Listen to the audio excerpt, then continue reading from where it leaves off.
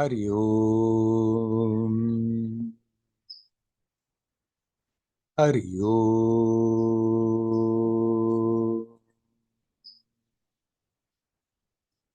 Hari Om.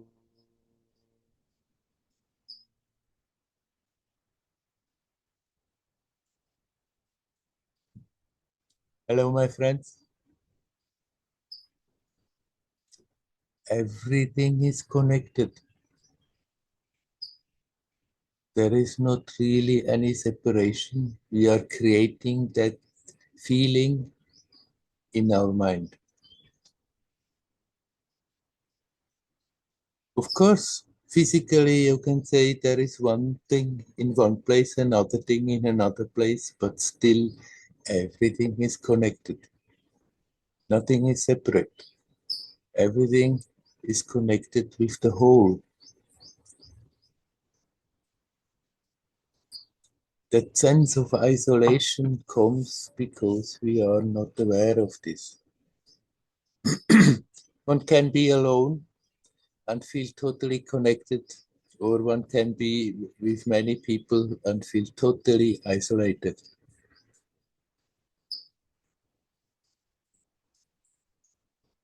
We are creating it in the mind.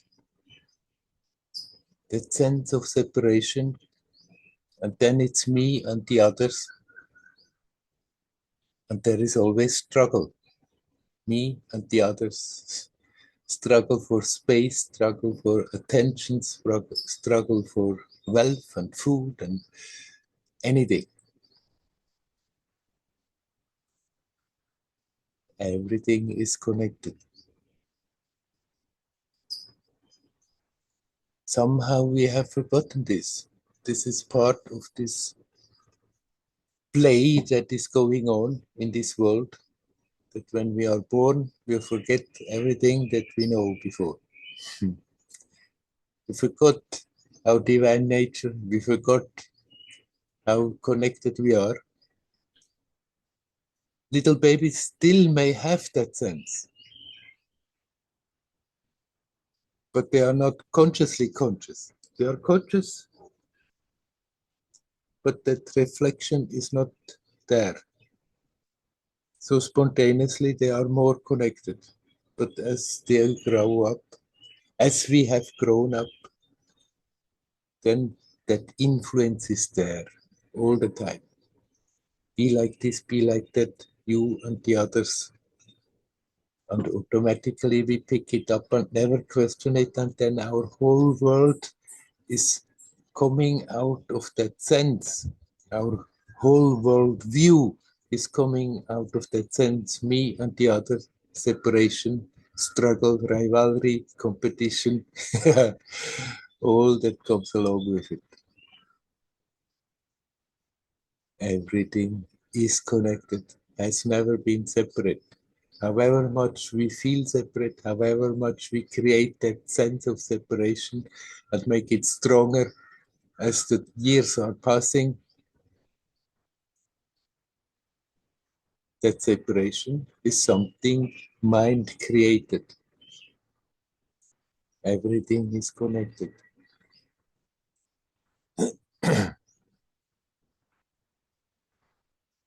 Now I've gotten a letter from a friend. She lives alone. Her husband is already dead since years. The children are gone. She lives in the middle of a little city, and yet she's alone.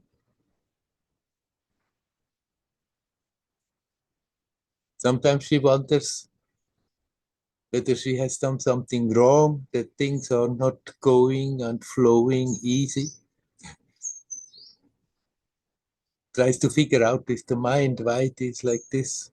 But deep down, I have the feeling she knows there is nothing wrong. This being alone is a chance for you, my friend. Just don't resist that it is like this. Even there is somebody very close who doesn't want to make contact, but as I understand, they have their own reasons. and it has nothing personal to do with you. Just accept the situation as it is. And sometimes things may not be so easy and so smooth, then you accept that too. Not accepting in weakness and think, okay, I'm a poor victim of the situation. No, simply accept the situation. That is strength. And after all, if you feel like making contact, you can easily make contact where you live, but deep down, after all, it seems to be right to be alone most of the time, not running after contacts just for the sake of contact, and after that feel bored and thinking the time is passing uselessly. You have to learn to relax. Relax in your situation. But the more you are capable of accepting and relaxing, the more that sense of being separate is slowly lifting off. And the more that sense of separation is lifting off, the less that feeling is there to be alone. Then there is also not the desire.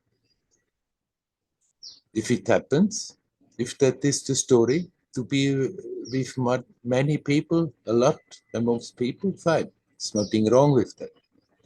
But if the story seems, at least for the present, to be the opposite, that to be alone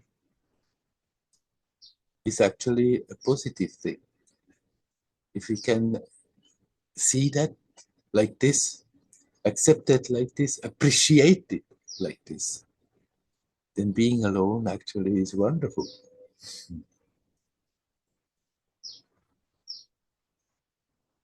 Don't look for causes, don't look for mistakes, don't look for maybe it's some kind of a punishment. It's not. Just accept, okay, may change again, but for the time being, it's good to be alone. If that aloneness is accepted, not resisted, if one can relax in that being alone, then gradually it turns and becomes all oneness. Because if we are relaxing, if we are not resisting, then that sense of being connected becomes stronger and stronger, and then it doesn't matter anymore. Doesn't necessarily mean that one immediately has a cosmic experience and is cosmically aware of everything that goes on. It's also not necessary. But if that sense of separation is gone, if that sense of separation is not there, then that feeling something is wrong with being alone is completely gone, and every moment simply feels perfect as it is. Everything is connected. It has never been different. It's so right now, and it will be so in the future. It's all a divine play. And in that divine play, we are picking up a certain role, and on this momentary appearance of this level, it seems that we are all separate, but it is an illusion. Even on this material level, everything is connected energetically, subtly. Nothing is separate. If we can appreciate being alone in this way, instead of something that is like a burden, it becomes our strength, our fort. Because at the same time, we become aware there is always that center, there is always that essence that cannot be affected, that cannot be hurt, no matter what is happening.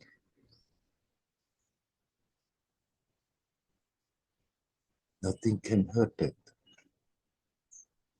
Somebody once asked, but then if one feels connected with everything, one feels all the suffering of everybody and all the people, and so it must be horrible.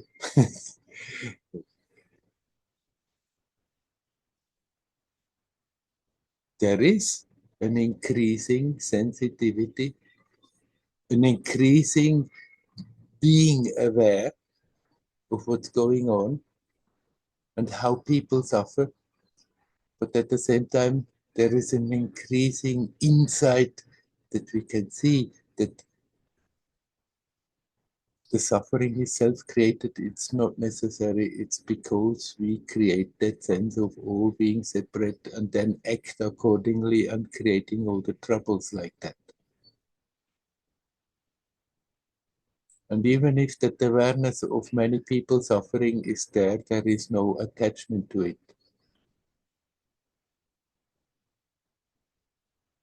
Like for personal suffering, it disappears if we are not attached to it. Then still a situation may be unpleasant, then still sometimes physical pain is there. If we are not resisting, if we are accepting, there is no suffering. And the same thing is also with becoming more aware of the bigger picture, then one becomes aware there is a lot of suffering, but at the same time, there is no attachment, there is an acceptance, and instead of suffering hell because of it, one can learn to accept all those negative energies that are there, but center and relax, and they are transforming and radiating something beautiful and doing something great to the whole, to the collective consciousness. But that vehicle in which this is happening, there is joyousness.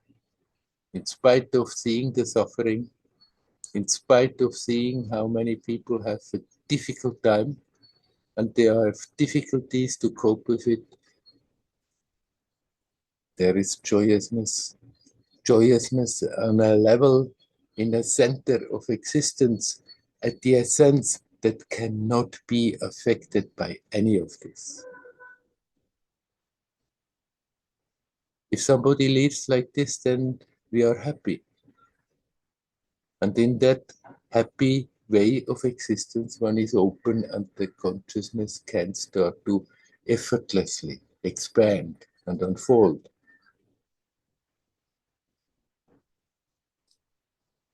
But it's not only a personal benefit, we are all connected.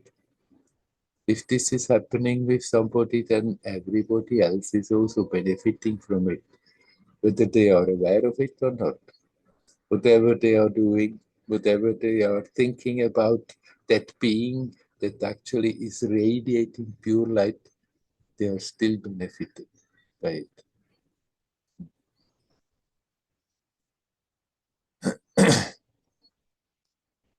Now, my friend, I'm not going to give you like directions, what you should do, should not do. You are in a good situation that you are not having obligations that you have to follow, so you can let your life continuously unfold by itself. If suddenly there is an inspiration, if suddenly an idea comes, not out of nagging, not out of brooding and thinking I should do something, but simply because it comes from the source, and then it's an expression of the self. If something is happening, then you need not block that. By all means, let it manifest, but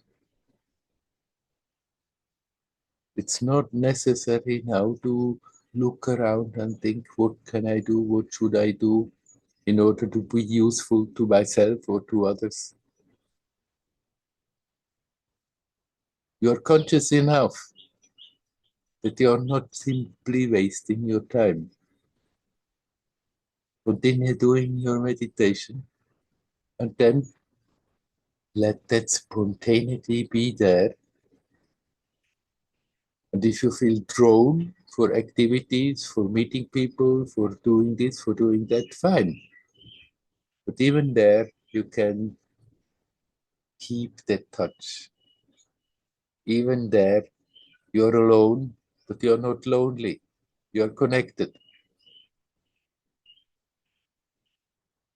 Don't think your situation is a mistake. Don't think your situation is kind of a punishment because you may have done something wrong. It has absolutely nothing to do with that. Actually, it's a challenge. It's a chance. You have so relative little disturbance that wants to pull your mind in and carry away. So make use of that situation. I'm not saying you should meditate now more. Meditate as it is natural for you, but then keep that meditative spirit up the rest of the time. Just accept what is going on from day to day. Accept how your life is. Accept that there may be chances to turn the direction, external direction around, but keep that direction of being centered in the present and relax and relax. And the more you're relaxing, the less that feeling can even come into your mind that there is something wrong. The more you are relaxing in the present, the more that sense of completion is there. That the situation is complete. It's not that we should do something different, it should be different, but from moment to moment, that sense of completion is there and getting stronger and stronger.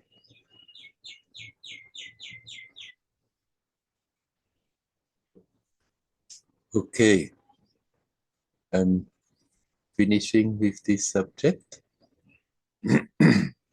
I wish you very well, my friend. I'm sure you're doing fine. And now I'm asking you, my friends, is there anyone who would like to come in and say something? You're welcome to do so.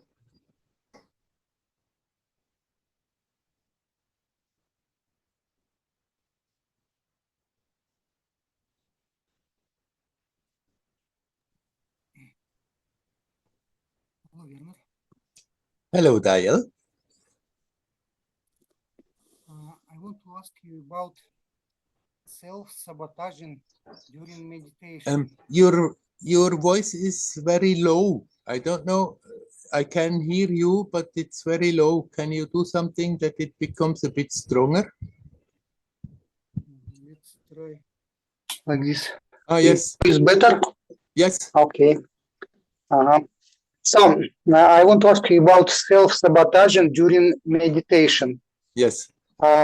I notice, especially when I go into the course, when I'm meditating many hours, I'm already during Vipassana, we have to observe objectively whatever it is as it is, as most of meditations like this.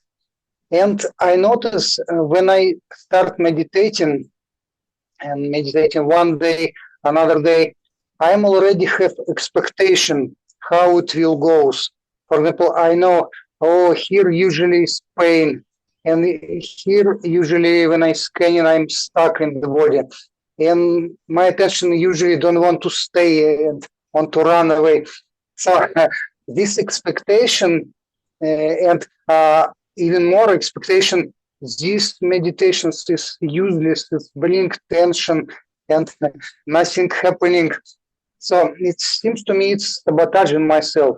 And I recently set a 3-day course, and I was trying different way, imagining that my meditation is very powerful. I'm very good. My attention is very clear, and I can do everything. So of course it was imaginations, and I was trying to do that, but I'm not sure how it's working yet. I need more time probably to try it. But what do you think about telling ourselves that it will be good, it will working on and on, better and better? What do you think about such affirmation and imaginations? Nothing wrong using your fantasy, your capacity to imagine to help you. In all that, just be alert not to become an addict of then starting to try to all the time shaping and manifesting and turning things around. Basically, accept things as they come. But then, like you have been doing it in that meditation, that you use your imagination to help you to be more focused in the present. And if it works, that's perfectly all right. Whatever helps is all right. This kind can. You just be alert and then it does not happen. It can then lead to that one is starting to really create dreams and be more and more absorbed in the dreams and feel, oh, it feels good, so must be a good meditation. But if you are alert in the present, this is not going to happen. Just keep the alertness awake for that and use whatever imagination that helps you to bring the attention to the present, to the current of life now, but not to a fantasy in the mind. And then it's perfectly valid. Yeah, I see. It's neat, subtle balance and kind of skillful practice. Skillful Okay, thank applying you. it, right? Skillful applying it. Right. Yes, yes, yes. And Yes. in another sense, to believe this meditation will bring me enlightenment or give me special experience to trust it, to working more seriously. It's also same way, not to go in too much in the dreams and motivate myself, right? Right. Right.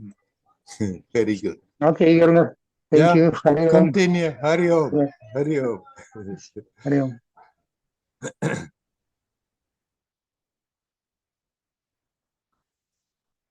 Okay. Is there anyone else who would like to come and say something? Hi, Werner. Hello, Floyd. Yes. I wanted to ask, you said there can be some messages which come from the source. Yes. And, sometimes the mind also, it tries to create some fantasy, like, let's say I'm in Tiruvannamalai, I'm meditating. It will create some fantasy that, okay, now you need to leave everything and be here. And after some time, you realize that, no, this is maybe not what I want. Mm-hmm. So how do we differentiate between the messages coming from the universe and what is our own conditioning or our own craving? We have to learn to be honest. We grew up in a world where honesty is not very, it's there as an ideal, but people are not very honest. And so we learn also not to be honest while growing up. And then we are also not honest to ourselves. And deep down, actually, we always know. If you really, really open the heart to the source, then we always know where it's going along. And we know whether an instruction or an impulse is really coming from there and is an expression from that, or whether it's just our mind that is telling stories like this, but really actually we're conjuring it up in the mind and we think, it would be quite nice doing this and doing that without having any substance. Just learn to be honest with yourself. And it should be natural, but we have learned not to be. And so we have to learn to be honest as if it was something new. And it starts by intending to be honest.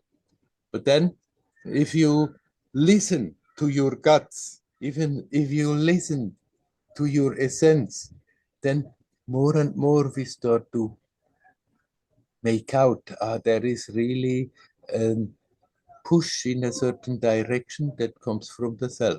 There is really something that is gradually or suddenly pulling and pushing in a certain direction, and it feels totally right.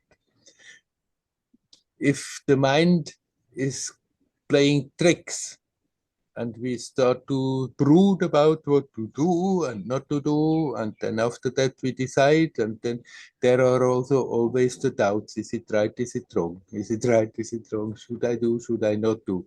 But if you learn to be honest and then start to follow that inner guidance, then this kind of dilemma is disappearing more and more. Is it right or is it not right? Should I do the other thing? All this is disappearing more and more. And we become stronger in it by simply consciously practicing it. And we can practice that all the time. Whatever you are doing, you can feel what is happening in your manifestation in that psychophysical bubble that is there, where the currents are pulling, and not simply the habits in the mind. And the more we are doing so, the more we are practicing this, the easier it becomes. In the beginning, the mind will be mixed in it much more, but then gradually this mill starts to slow down, and we can learn to connect and being guided without making many words or even thoughts about it. Yeah. What I've heard is there can be like, the real guidance from the source or higher power or whatever it is. It is supposedly, something which becomes very obvious sometimes. Like you just decide, okay, fine, I want to go to this place. I book the ticket. I pack the bags. I don't have a second thought. Yeah. And sometimes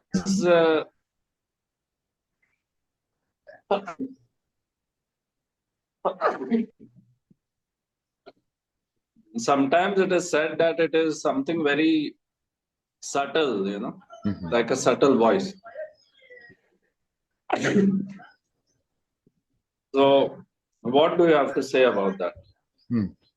We don't have to listen for voices.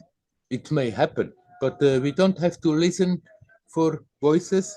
But somehow, if we just open the heart, then in many situations, there is clearly a pull in a certain direction that is not coming from the mind, that is really coming out of the heart.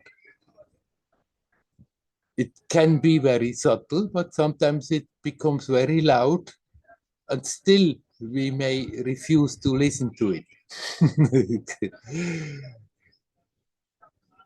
It is subtle, but it is also powerful. So sometimes it's not manifesting very subtle, but very clearly, and still we have to be open that we can at all get the impulse that is needed.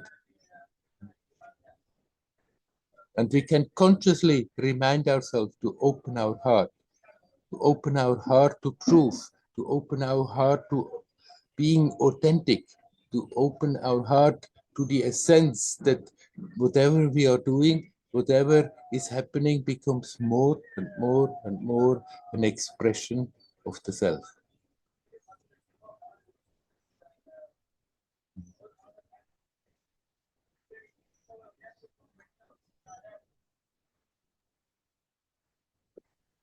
Yeah. Shall we leave it like this? Yes. Thank you. Thank you. Hari Om. Hari Om. Hari Om. Is there anybody else who would like to come in?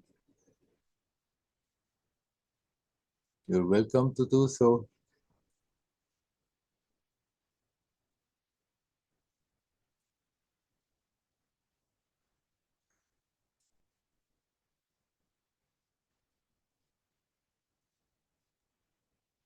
Hari Om.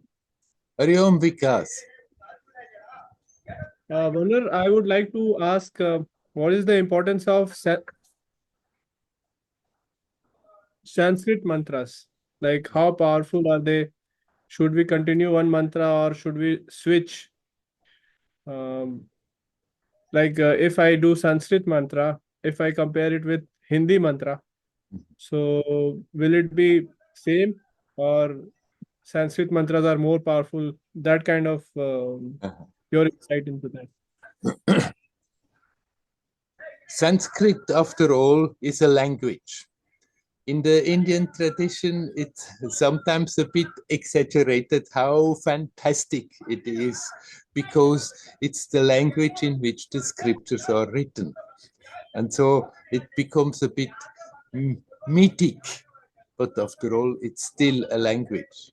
Now, nevertheless, there are certain words used in mantras, especially the bijas. They have been used since time immemorial as mantras, and that in itself has charged them a bit.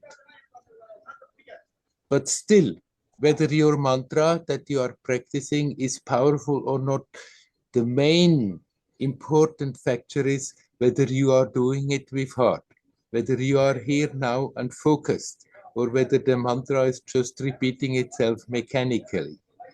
That is much more important than the language in which it is, in which the mantra is composed. So if there are Hindi mantras that you like to chant, then by all means chant them in Hindi.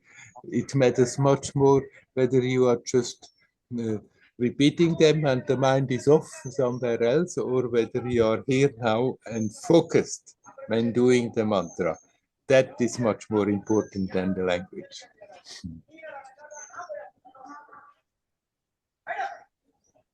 So can you give me some Bij mantra? Some bija mantra. Yeah, you have heard them a million times. All these bijas that are being used all the time, like Shreem, Kleem, Hreem, Aim, and But this. I've been told that I cannot use it. It is to be given by somebody. I see, but what you mean now? You asking me whether I'm giving you now in this? So anyway, like if I come to Tiruvannamalai, can you give me that kind of thing? There we can talk about, but not like this. Right. Right. Thank you. Hari Om. Hari Om. Hari Om.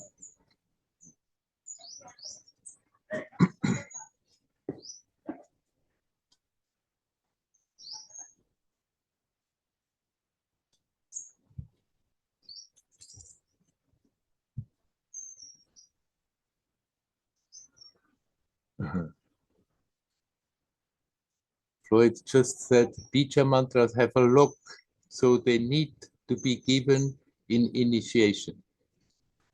Yes and no. If a mantra is given in an initiation, then of course there can be an extra power in it.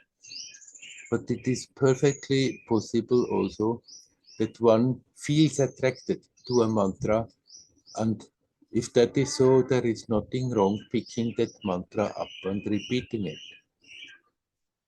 And even if there is, well, it's not that there is a lock, but this is more something the tradition has created, and then it becomes a fact. That it's sort of like holy ground, forbidden, one cannot dabble into it of one's own. But even if that conditioning is there, that lock is there, if somebody feels like being attracted to a mantra and picks it up, there should not be a bad conscience, oh, I'm doing something wrong. But if it comes from the heart to do so, then whatever is there that could diminish the value of it, it's evaporating quickly. Again, like what I said to Vikas, our heart is the most important factor. These Bija words, they have their own inherent power because they have been used like this since time immemorial. That has charged them. But still, what we are practicing right now, if we pick up a mantra or any other practice for that matter, if we are practicing that with heart, if we learn to be focused, if we use the practice to connect in the timelessness of the now, then that practice is powerful. That is much more important than anything else. Now in the Indian tradition, it's very usual that the mantras are being given, and if the one who gets the mantra has faith that the one who gives the mantra leads in a good direction and has a real connection with a real conscious connection with reality, then that is an additional help that the mantra can be useful and powerful. But as with doing the mantra, so also which mantra and the power of the mantra is mainly dependent whether we are doing that with heart, whether we are really connected with it, or whether we pick it up and it becomes more and more mechanical. Of course, if somebody repeats one mantra a lot and over, the tendency is there that it is becoming more mechanical, but we can be alert, and whenever one becomes aware, there I'm just repeating, and there is not really that juice in it, that is not really that love in it, that there is not really that attention in it, then one can simply bring that attention back and be in the present, in the practice, and then the practice is very useful and very powerful.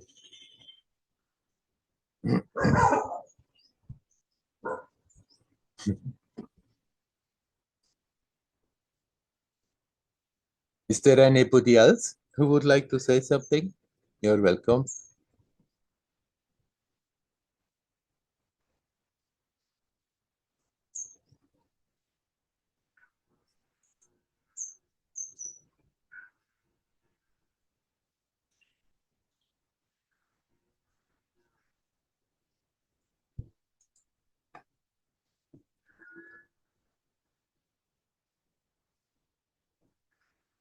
Many people finding themselves these days in this period in situations not anticipated, may suddenly do things that they didn't think they would do, and then there comes the doubt, what is happening to me? What's going on? Am I somehow totally getting astray?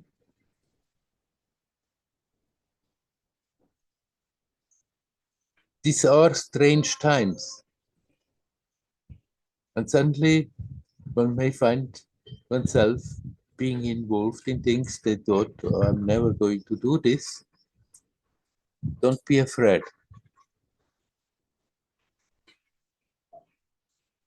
Just remember, connect. Connect with your own self. Connect with the present. Connect with the essence. And then accept whatever is happening, even if there are new challenges, even if we venture into new territory, uncharted ground, then Okay, it's okay. Even if sometimes the activity is not exactly fitting in our old scheme of values, what is right and what is wrong. It may happen these days to many people because there are strange influences. And so people start to do things that they usually didn't do in different ways. Don't be afraid because of that, but remember, no matter what we are doing, just remain connected as good as you can. Then we are practicing. We are not only practicing when we are sitting in our puja room or anywhere, when we are sitting with crossed legs and closed eyes, when we are doing yoga or tai chi or whatever, we are practicing every moment where we are consciously connecting. So even if things are appearing often a bit strange, never mind.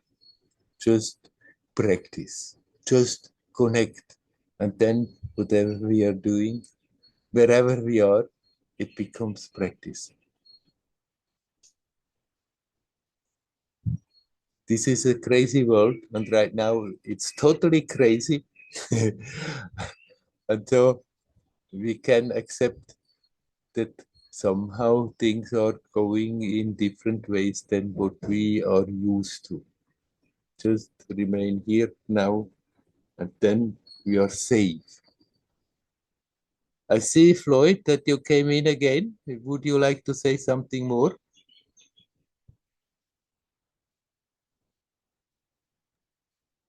No, nothing major. I was just listening to you. Uh-huh. Yeah. Because your camera was on. I thought you wanted to come in and say some more things. About the mantras, what I've heard is that if you don't, what you say, uh, there is some kind of lock system. So you have, it's not that it is wrong if you do it, but it's that you have to do it a big number of times to get the same effect, Mhm. Yeah. Yeah. So it's like they consider mantra sadhana, and the word sadhana is towards a siddhi, towards some goal. So maybe it is not, sadhana or japa, which Ramana or, these kind of saints talk of, but it may be something to do with getting some kind of power. So they say that you will have to do it much more, like you'll have to do certain lakhs, like 100,000 times, 200,000 times to get the same effect.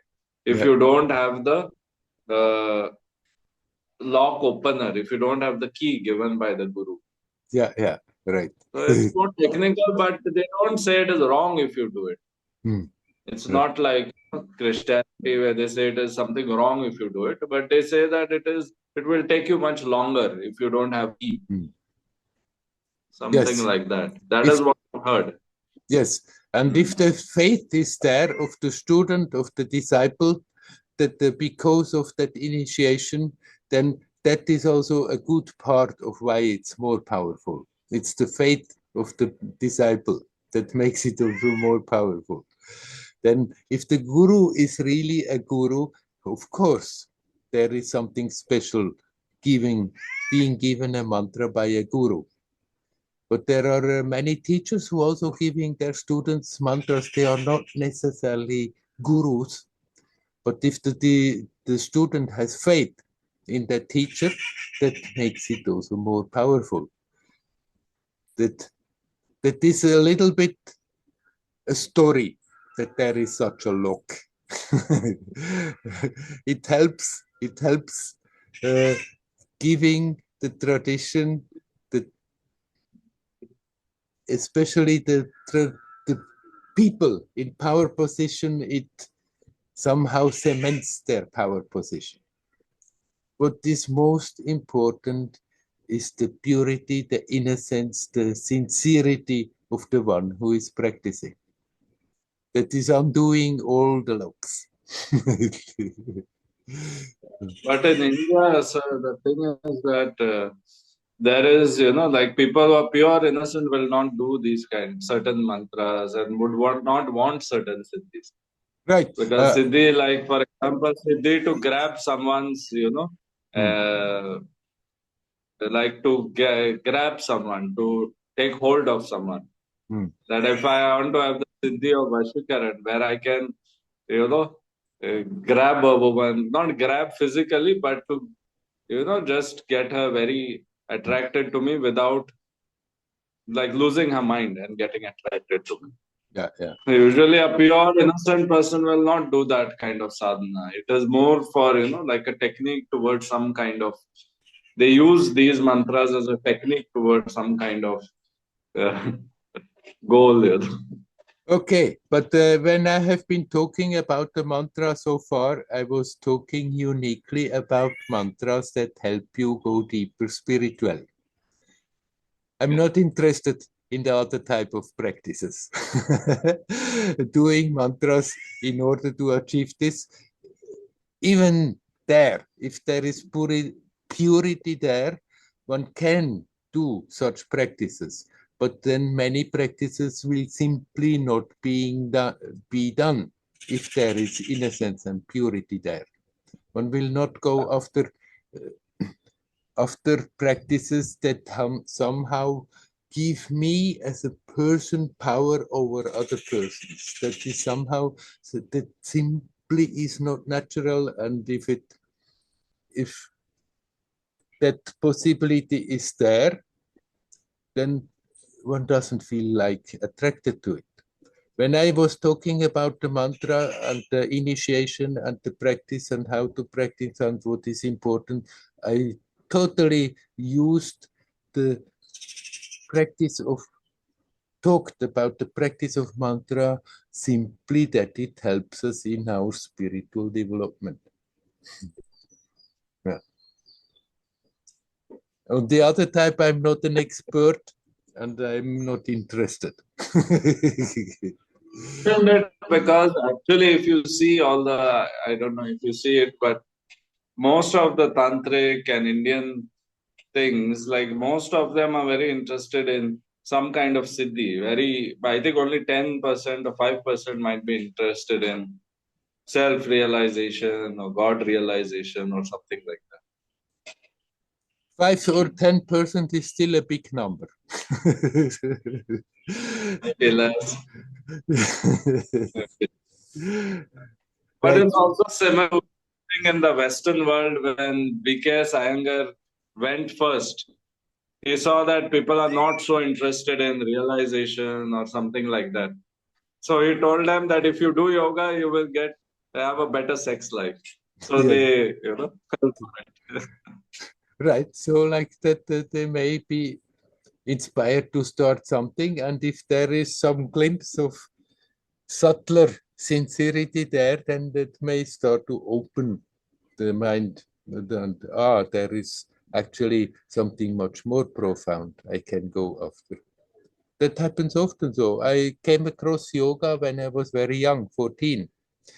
And then also, of course, I read that the yogis can develop cities and maybe they fly through the air and do God knows what. And this excited my imagination a lot. But then I had also the good luck in that first yoga school. I learned some yoga. They had really a good spirit in it, that they did yoga for spiritual purposes. And so they were always also quoting Ramana Maharshi and quoting Sri Ramakrishna. So from the beginning, then very quickly, I became aware, there is so much more than some magic tricks one can gain with practicing sincerely.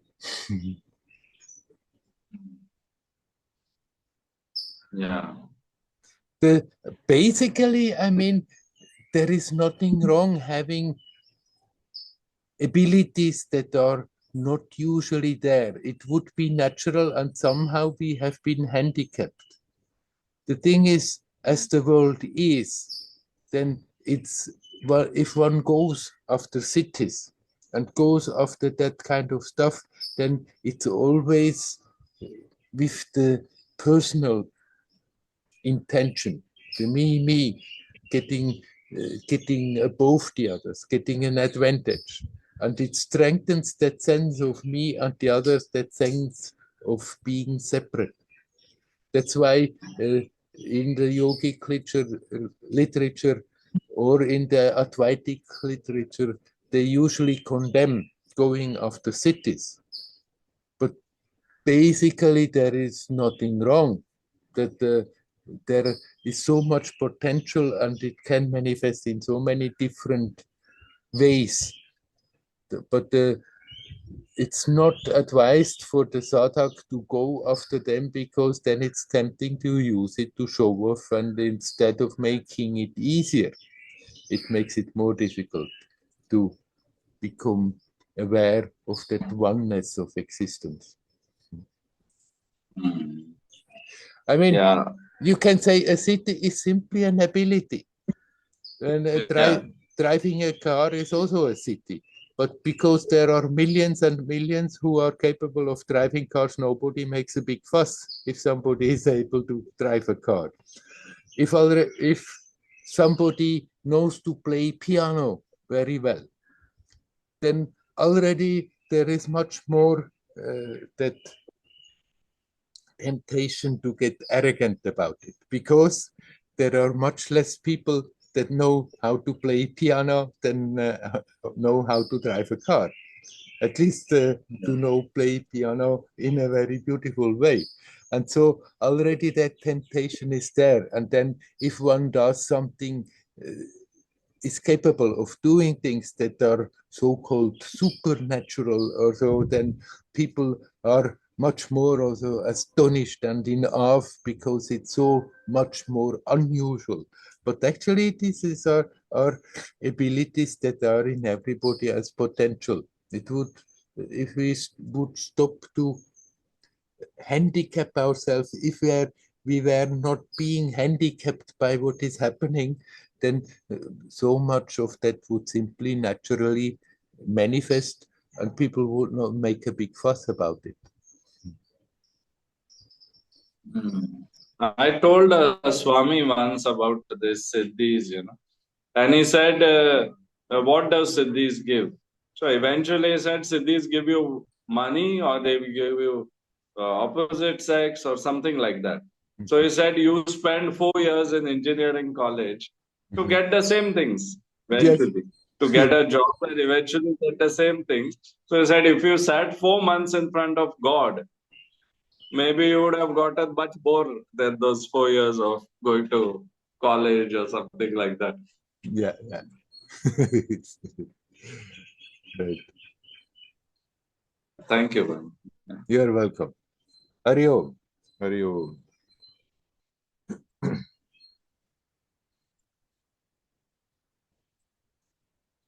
Is there anybody else who would like to say something? Yes. Hello. What's your name again? Per Riton. Per. Per Riton, yes. Yes, I Per. have a mobile, so I don't have the name. Yeah. I have a question. I was initiated by Amashi, and sometimes the pronunciation of the mantra, she speaks very fast. Yes. So, but I think I asked, but sometimes I think, am I really pronouncing these words the right way, or it's just one word that's a bit I'm questioning. But I'm thinking how important is this with the pronunciation? Anyhow, you don't have to say it now here. No. But basically, it's that the Guru mantra. It's better not to tell to people. But if you have a real doubt and you have a chance to talk to somebody who is an authority in it, how to pronounce it, you can very well ask. There is no harm. There is no harm in that. Okay. But again, the main importance is that the heart is at the right spot when you do the mantra. Yes. Okay. But if there is that little doubt that comes in nagging sometimes, if you have the chance to talk to somebody who knows about how to pronounce these mantras, you can also ask, how do you pronounce that mantra? Nothing, there's no loss in that or nothing wrong with that. Yeah. Okay. Yeah. Okay. Thank you. You're welcome. Hari Om. Hari Om. Hari Om. Hari Om.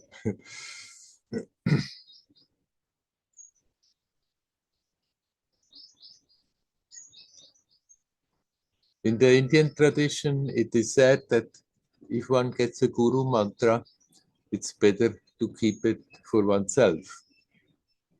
Like if there, with the initiation and with the practice of that mantra, there is a special connection that is there with the guru. It's not because it's secret, because I want to keep it as my own secret, but it's just better not to spoil it.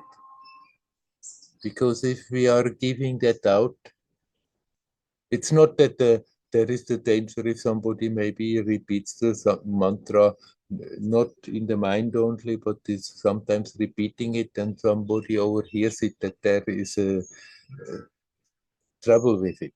It's more done so that it's not something that you go out and just say it like this, because it becomes something very, very intimate.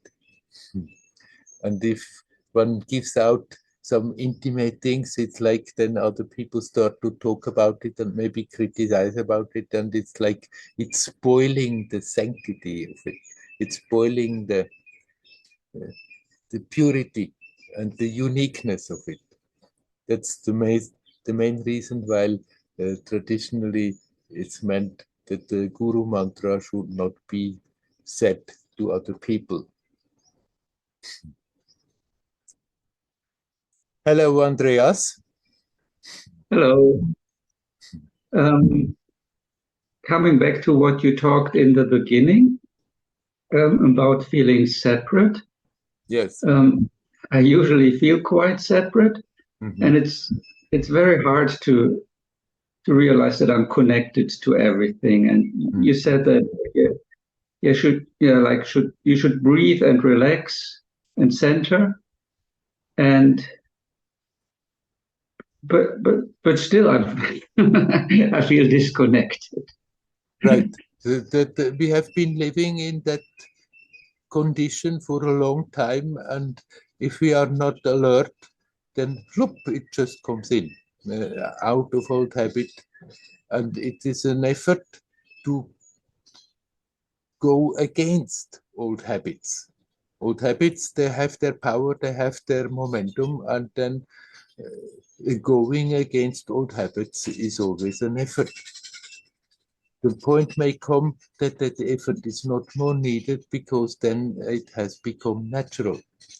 But as long as that other way of feeling, of perceiving, of thinking, of the whole, having the whole experience comes in and persists, then we don't get around to make an effort to remind ourselves, not an effort in grinding our teeth, thinking to break through something, but just enough of an effort to remind ourselves to be alert. And then even if you bring your attention to the present, but that doesn't necessarily mean that you feel now a special connection to the people around, or a special connection to the tree you're wandering through, or a special connection to everything else. But believe me, if you really stay here now and relax, that sense of separation starts to evaporate. And the more you leave that in that way, the more automatically that feeling of connection also starts to manifest. You don't have to somehow try to do some particular trick, some particular practice in order to feel connected. It's more that, becoming aware how much we are creating that barrier, that sense of separation, and learn to let that go. Is the barrier like the identification with my body and mind? The identification, and especially also with the personality, how I have been dealing with this body and mind, how I have been handling this situation my whole life long. That is what creates the barrier. We have been pushed to function in such a way that we automatically start to create all those barriers.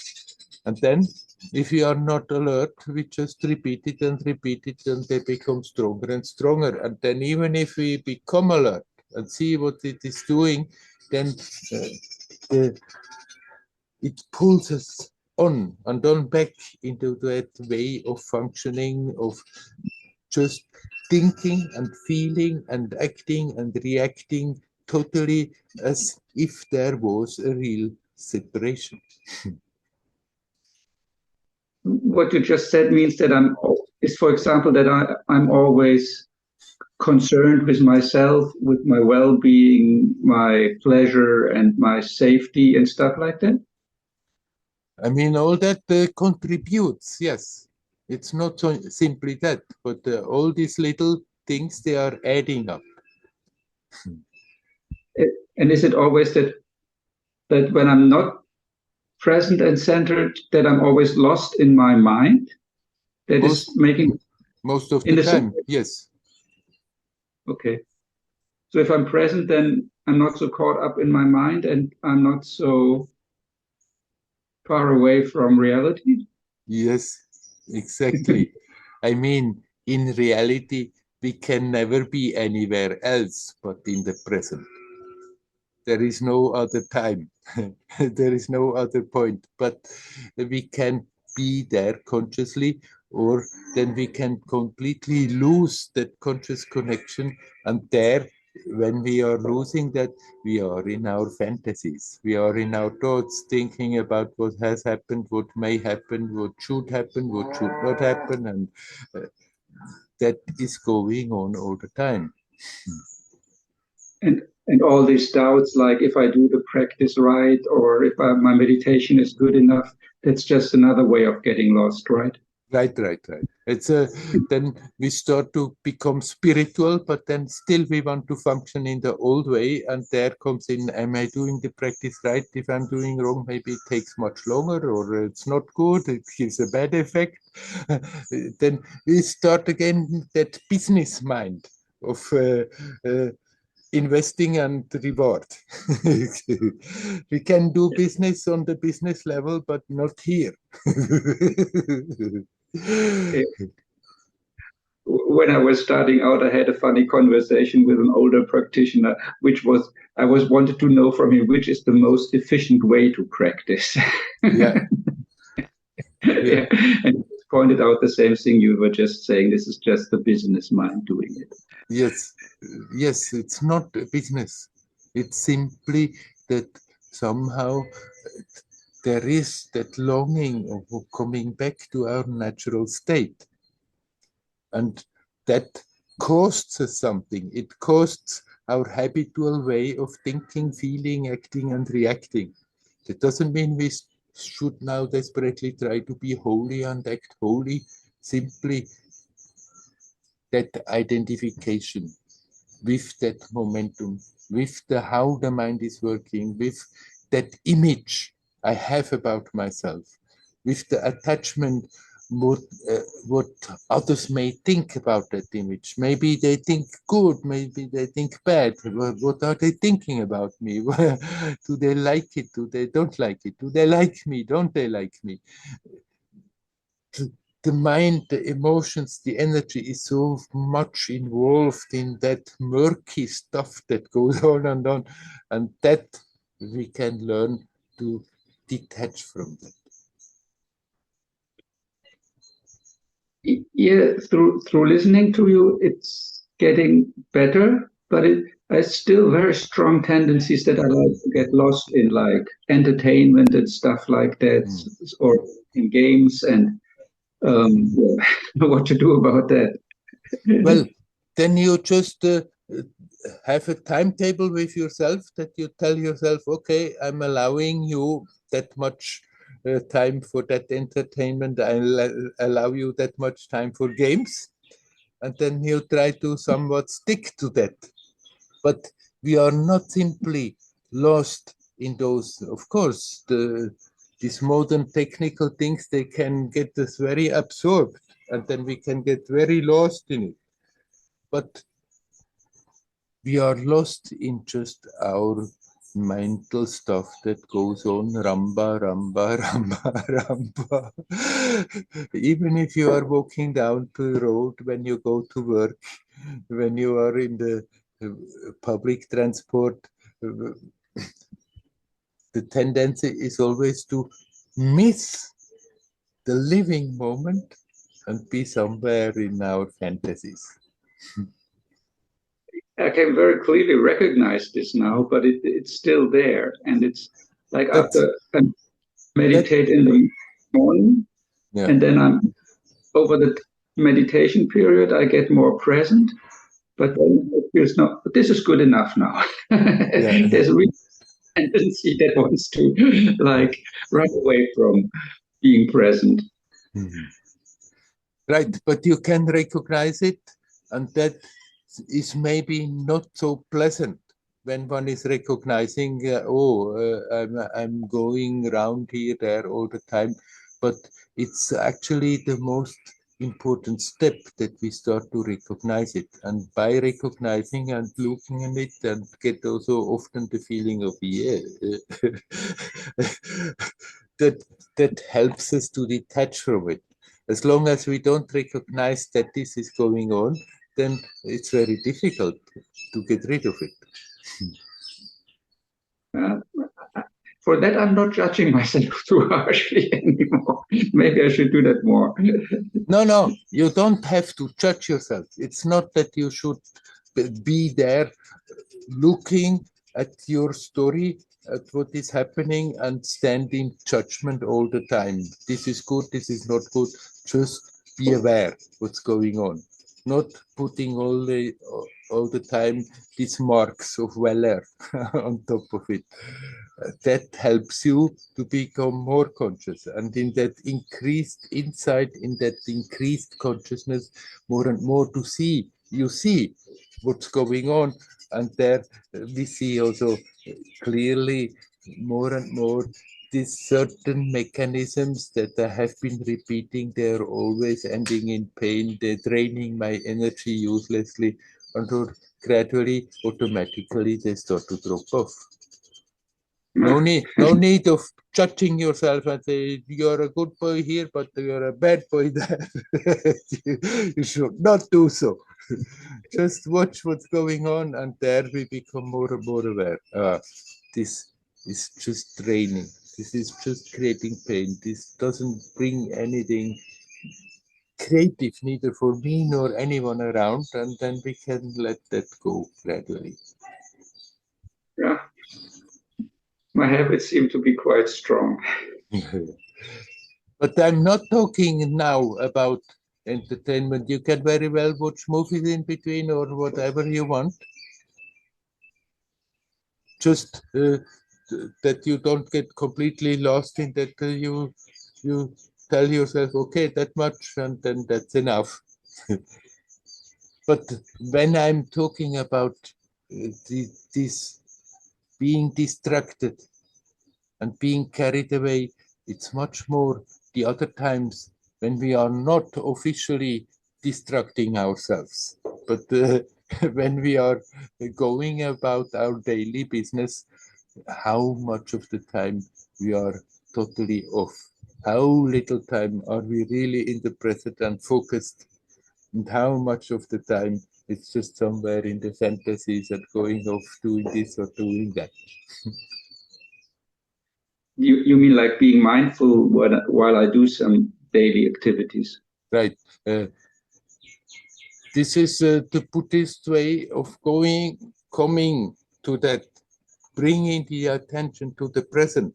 And then we also don't have to be fixed on every damn detail on this level. I think I have to be mindful about every damn detail that is happening. For in some schools, they are very strict about that you should know exactly this and that. I've done this exactly like this. That's a way to go about it. But the point is to bring you into the present and then go beyond that, not keep the attention fixed on that level, but being mindful about yourself. Go beyond it means what? Go beyond it means not more hang on to whether I have put my shoe now this way or that way, but being aware of being aware, being aware of being alive, being aware that you are a fantastic living creature full of beauty and creativity in it. And it wants to be experienced, and it wants to come to the surface, it wants to radiate and express itself.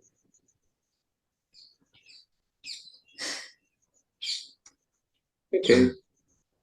Okay. Hari Om. Hari Om. Hari Om.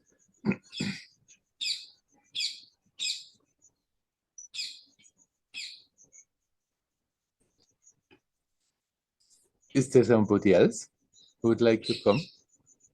Say something? You're welcome.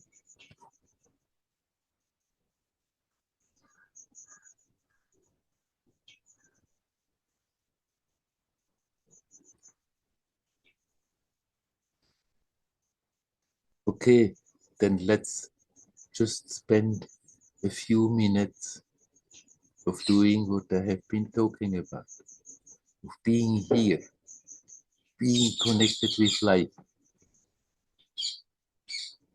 consciously conscious.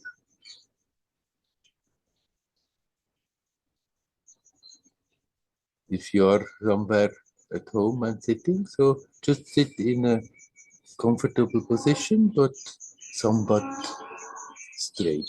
Not stiff, but somewhat straight. If you happen to be out somewhere and walking, then keep walking.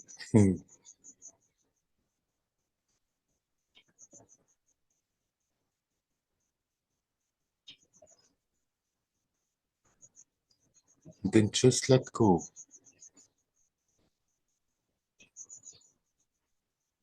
Just relax.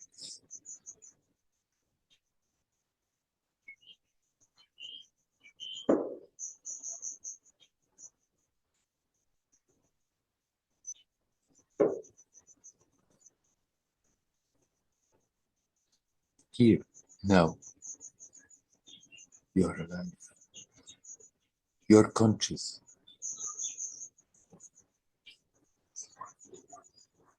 And right now, you're consciously conscious, bringing the attention back to that living quality.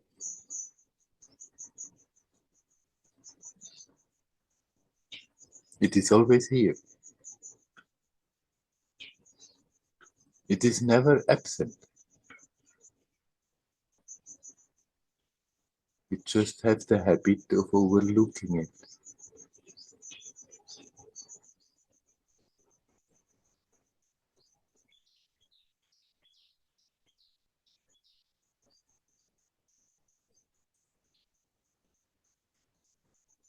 Because of that habit, we have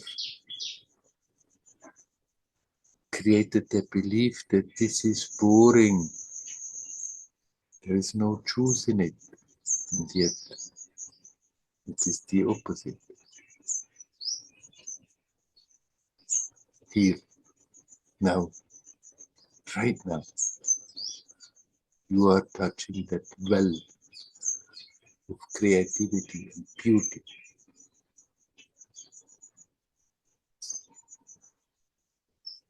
Here, right now. to becoming aware that you are that source of that juiciness that one is looking for, going after things. So let us just be here.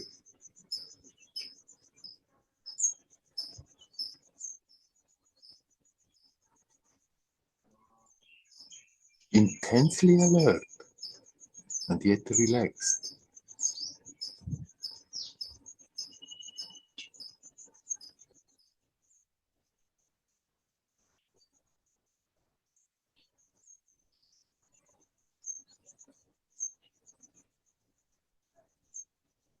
Not trying to create intensity by all stiff and cramped.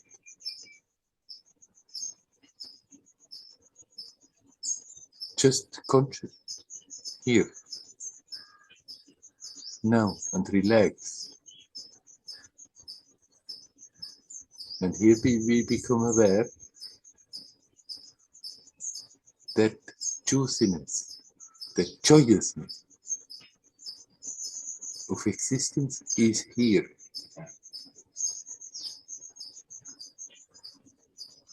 We don't have to go and look for it somewhere.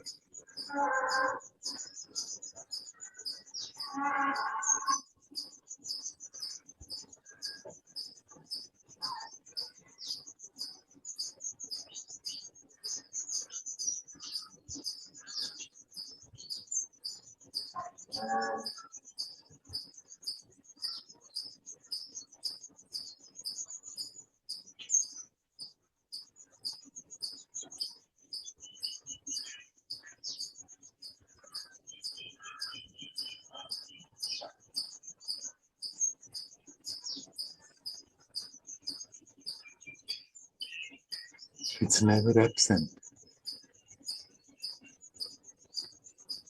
You, what you are, is never absent. Oh, we can wander off with our attention. We can wander around the universe. But you are here, now. Timeless. Timelessly now.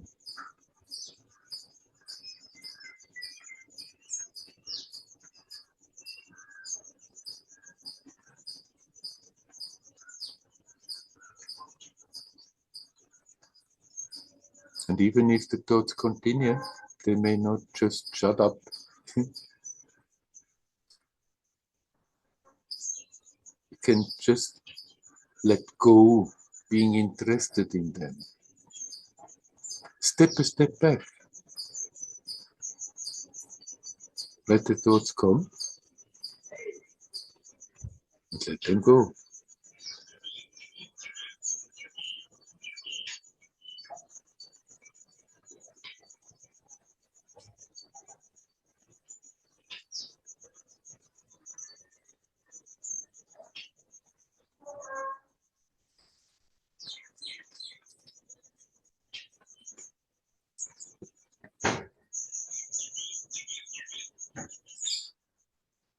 You can take the help with consciously breathing.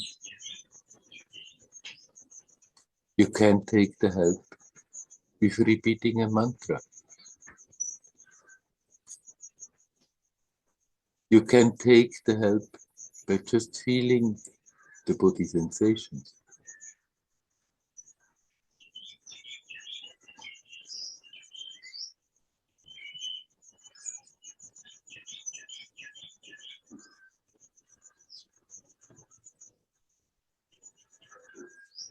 You can take the help repeating a mantra or doing self-inquiry.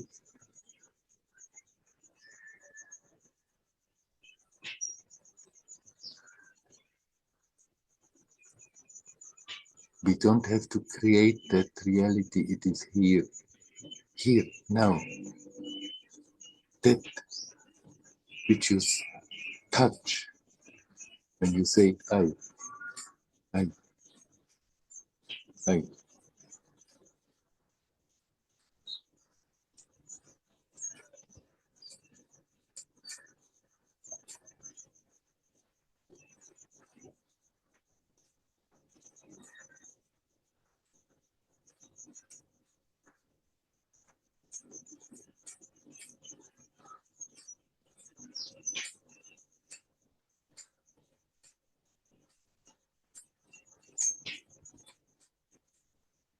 Everything is connected. Nothing is separate. Nothing is apart from that one divine essence.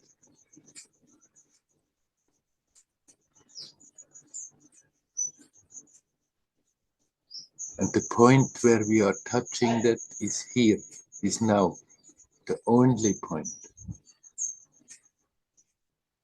So come back home, here, now. Center, breathe, relax.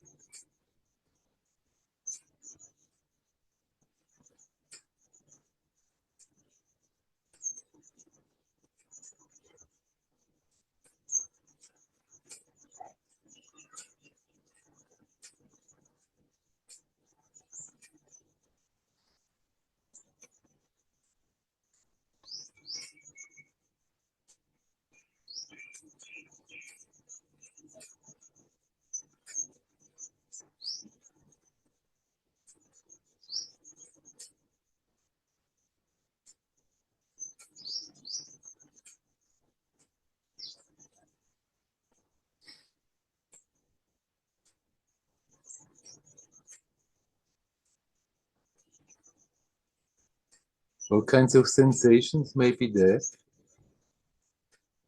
They change all the time. They come, they go. Momentarily they appear, and yet I am here now.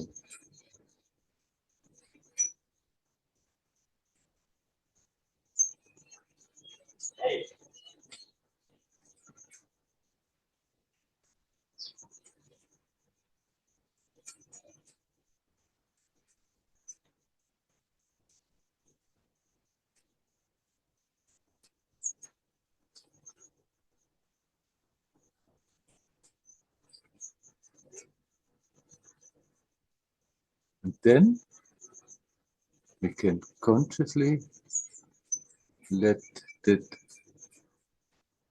conscious, living, creative force flow in the body.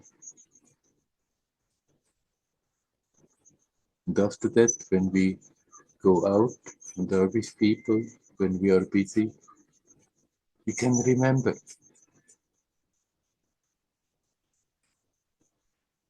If we focus the attention on this, there is peace, there is joy.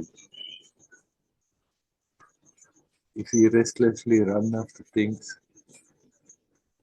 we are bound to lose that peace, that joy.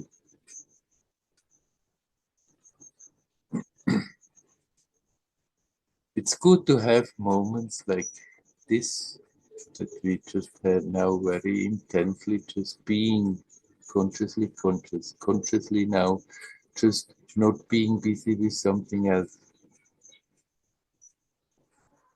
It's helpful to have every day a period where we can step out of the current of things, but then it's good to bring that spirit in all our experiences, in all our activities, the whole day long, whether we are active or inactive.